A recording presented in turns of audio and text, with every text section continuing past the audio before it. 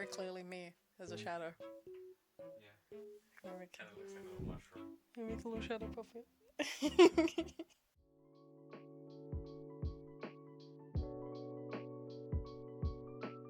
Hello friends, and welcome to this tarot lesson. It's going to be talking about a thing that I don't like talking about anymore. This lesson is going to be about yes or no tarot readings, looking at how to do them, how not to do them, and why I don't recommend them to people anymore. So, what do I mean by a yes or no tarot reading? When I say yes, no tarot readings in the context of this video, I'm going to be specifically talking about asking your tarot deck a closed question and then pulling one card to answer that closed question. A closed question is any question that can only be answered yes or no. And while these can be included in bigger readings, this is usually just one card. Why don't I like these? Well, it's because they don't really do much for you in terms of understanding. I sound like such a hater, but it's true. Tarot as a medium is not for fixed questions in general. It's a form of spiritual reflection, and spiritual reflection generally doesn't have a fixed yes or no answer. So when people ask questions like, am I going to get back with my ex, or does my crush like me back? It irks me a little bit, I'm not going to lie. I also think that there are very few things in our lives that are fixed. And our actions and behaviours change the way that things pan out a lot. Most readings are a guidance tool rather than a hard and fast ruling. There are, however, some situations where it's kind of useful, and that is what I'm going to be talking about in this video today.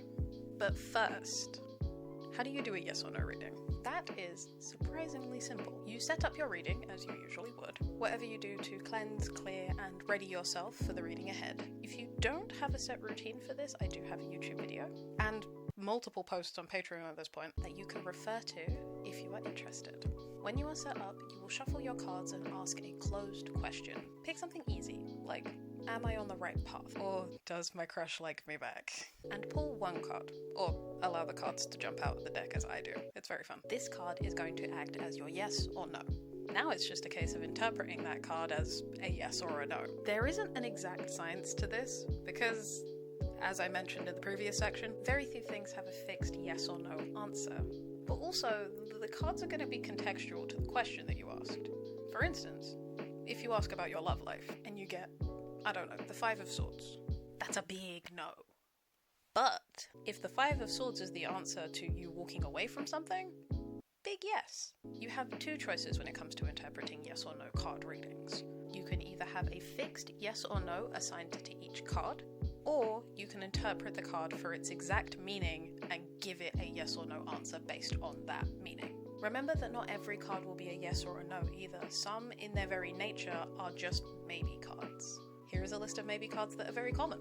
The Moon, the Seven of Cups, the Two of Swords, Temperance, and I would argue the Hierophant, though other people would argue against it. If you'd like a fixed list of yes or no cards, then on screen now I've created a list of all of the yes-nos for the Major Arcana,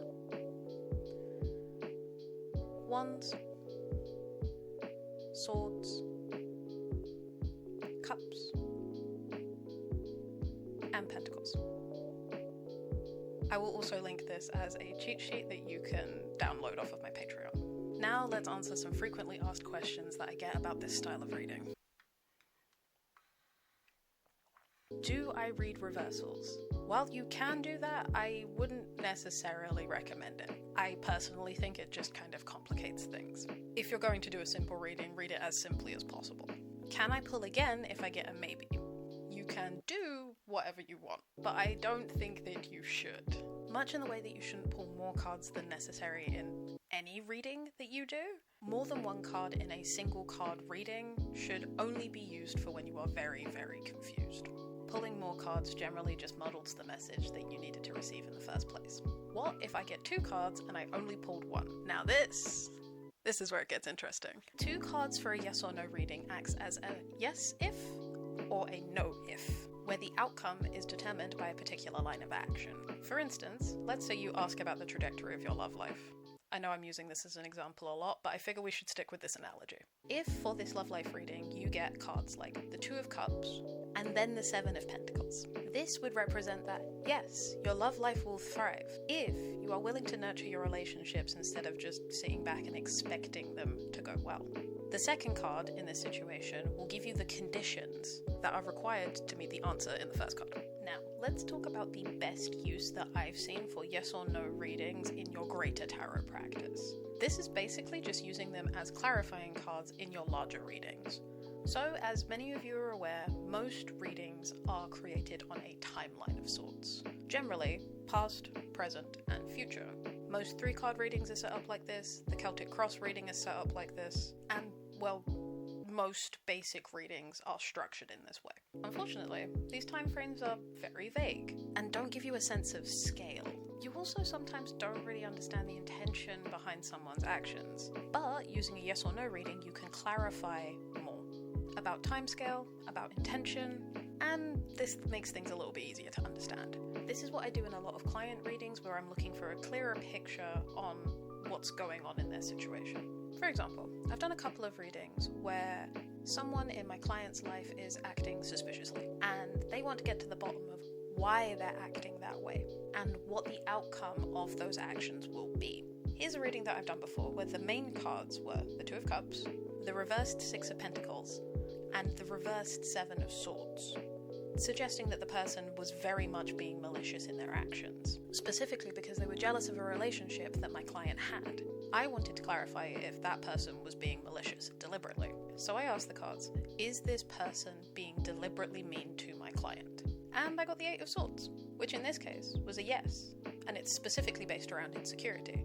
This made it a lot easier to advise my client by telling them that they needed to approach this person and call them out on their behavior, which they did, and that reverse 7 of Swords came to fruition really, really fast. And this is something that you can try for yourself if you have a big question looming over the rest of your reading. Okay, final thoughts.